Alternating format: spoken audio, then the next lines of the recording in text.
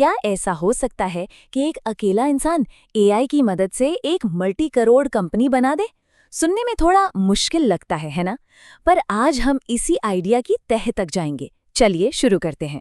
और देखिए, ये सिर्फ कोई ख्याली पुलाव नहीं है। ये बात कही है एआई की दुनिया के सबसे बड़े नामों में से एक ओपन एआई के सीईओ सैम ऑल्टमन ने। और ये सिर्फ कोई भविष्यवाणी नहीं थी, ये तो एक ऐसी हकीकत है जो अब हमारी आंखों के ठीक सामने बन रही है। तो सवाल यही उठता है कि भाई, ये सब बस बातें हैं, हाइप है, या फिर इसमें कोई सच्चाई भी है? देखिए, कुछ महीने पहले तक तो लोग इस आइडिया पर शायद हंस देते, लेकिन आज हमारे पास असली दुनिया के एग्जाम्पल्स हैं जो साबित करते हैं कि ये बिल्कुल मुमकिन है। और सबसे हैरान करने वाली बात पता है क्या है? ये सब कितनी तेजी से हुआ है। जो चीज कुछ महीने पहले तक सिर्फ एक थ्योरी लगती थी, वो आज एक सॉलिड रियलिटी बन चुकी है। इसने ना एंटरप्रेन्योर्स के लिए एक पूरी की पूरी नई दुनिया के दरवाजे खोल दिए हैं। अच्छा, तो फिर प्रूफ क्या है? चलिए, दो ऐसे सोलो फाउंडर्स की कहानियां देखते हैं जिन्होंने दो एकदम अलग रास्ते चुने और अकेले दम पर अरबों के बिजनेस बना डाले। इन्होंने ये साबित कर दिया है कि ये सपना अब सच हो सकता है। यहाँ ना सक्सेस के दो रास्ते साफ साफ दिखते हैं। एक तरफ है टेक्निकल पाथ, जैसा पीटर ने चुना। उन्होंने एक जबरदस्त एआई टूल बनाया और ओपन एआई ने उन्हें $1 बिलियन से भी ज्यादा की वैल्यू पर एक्विहायर कर लिया। मतलब सिर्फ उनके टैलेंट और टेक्नोलॉजी के लिए उन्हें खरीद लिया। वहीं दूसरी तरफ है ऑपरेटर पाथ, जो मैथ्यू गैलेगर ने चुना। उन्होंने कोई नया प्रोडक्ट नहीं बनाया, बल्कि जो प्रोडक्ट्स पहले से थे उन्हीं को जोड़कर एक स्मार्ट नो कोड सिस्टम बना दिया। और नतीजा, आज उनकी कंपनी सालाना $1.2 बिलियन का रेवेन्यू बना रही है। तो इससे एक बात तो बिल्कुल साफ है, इस नई दुनिया में सक्सेस पाने के लिए कोडर होना जरूरी नहीं है। तो ये जो सक्सेस स्टोरीज हैं, ये कोई इत्तेफाक नहीं है। इनके पीछे एक खास ब्लूप्रिंट है, एक फ्रेमवर्क है जिसे कोई भी फॉलो कर सकता है। चलिए इसी ब्लूप्रिंट को डीकोड करते हैं। ये ब्लूप्रिंट ना 4 बहुत ही सिंपल सिद्धांतों पर टिका है। पहला, ऐसी चीज चुनो जिसकी डिमांड मार्केट में पहले से हो। मतलब लोगों को ये समझाने की मेहनत ही नहीं करनी कि उन्हें इसकी जरूरत क्यों है। दूसरा, कस्टमर डिजिटल तरीकों से मिलने चाहिए, जैसे ऑनलाइन एड्स से, ताकि अकेले ही उन तक पहुंचा जा सके। तीसरा, प्राइसिंग ऐसी हो जो लो टच हो, मतलब इतनी कम कि लोग ज्यादा सोचे ही नहीं, बस खरीद लें। और चौथा और सबसे जरूरी, एक सब्सक्रिप्शन मॉडल। इससे हर महीने एक फिक्स्ड इनकम आती रहती है जो बिजनेस को स्टेबल रखती है। और अगर इंडियन मार्केट की बात करें तो सब्सक्रिप्शन के लिए एक स्वीट स्पॉट है, यानी सबसे सही प्राइस रेंज। वो है करीब 1500 से 2000 रुपए महीना। ये एक ऐसा अमाउंट है जो लोग आसानी से दे सकते हैं और बिजनेस को सस्टेनेबल बनाने के लिए भी ये काफी है। अब जरा इसका मैथ समझिए। 100 करोड़ का बिजनेस बनाने के लिए लाखों कस्टमर्स की जरूरत नहीं है। अगर मंथली सब्सक्रिप्शन सिर्फ 2000 रुपए है तो सिर्फ 10,000 सब्सक्राइबर्स चाहिए। है ना कमाल? अचानक से इतना बड़ा टारगेट भी अचीवेबल लगने लगता है। चलो, थ्योरी तो बहुत हो गई, अब थोड़ा प्रैक्टिकल हो जाते हैं।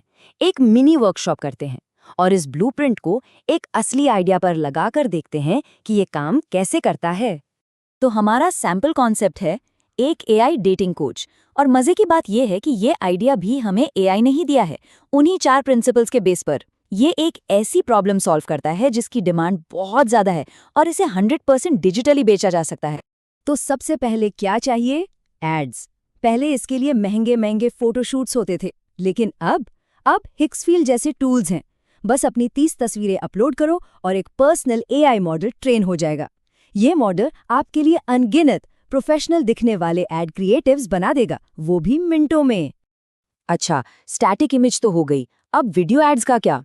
एआई उन्हीं तस्वीरों को लेकर छोटे अट्रैक्टिव वीडियो एड्स में बदल सकता है।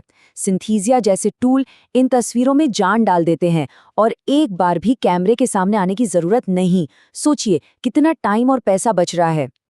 अब आते हैं कस्टमर सर्विस पर। इसके लिए वापी जैसे प्लेटफॉर्म से एक एआई वॉइस एजेंट बनाया जा सकता है। ये एजेंट कस्टमर्स के कॉल्स उठा सकता है, उनके सवालों के जवाब दे सकता है और प्रोडक्ट बेच भी सकता है। ये बिल्कुल ऐसा है जैसे आपके पास एक पूरा कॉल सेंटर हो, लेकिन बिना किसी एम्प्लॉय के। तो ठीक है, हमारे पास एड्स हैं, वीडियोस हैं, एक एआई वॉइस एजेंट भी है, लेकिन इन सबको एक साथ मैनेज कौन करेगा?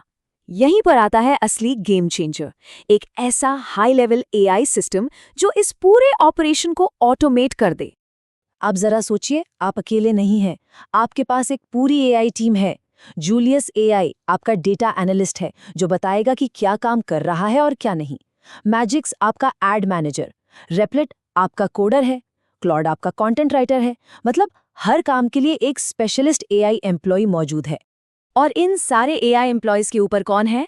आपका एआई सीईओ। पेपरक्लिप जैसा एक ऑर्केस्ट्रेशन प्लेटफॉर्म बिल्कुल यही काम करता है। ये आपके सारे एआई एजेंट्स को मैनेज करता है, उन्हें काम सौंपता है और ये पक्का करता है कि पूरा बिजनेस स्मूथली चलता रहे, बिना किसी के दखल के।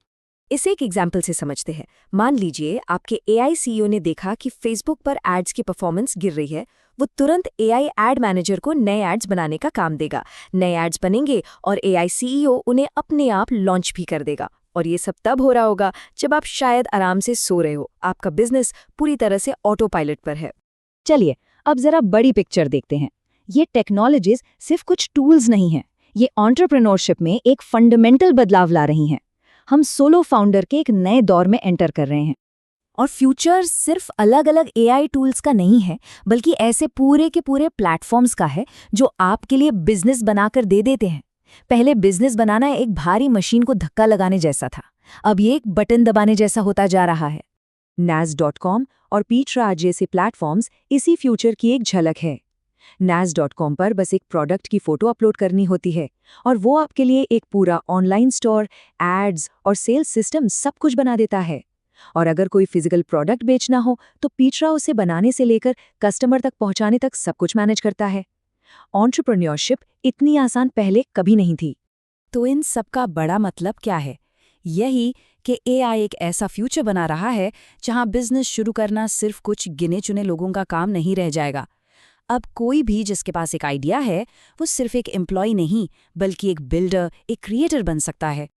और ये बात याद रखने वाली है कि ये कोई दूर का सपना नहीं है, ये आज की रियलिटी है। फ्रेमवर्क भी है और टूल्स भी मौजूद हैं। मौका बिल्कुल सामने खड़ा है। तो अब सवाल सिर्फ एक ही बचता है, अगली $1 बिलियन की सोलो कंपनी कौन बनाएगा?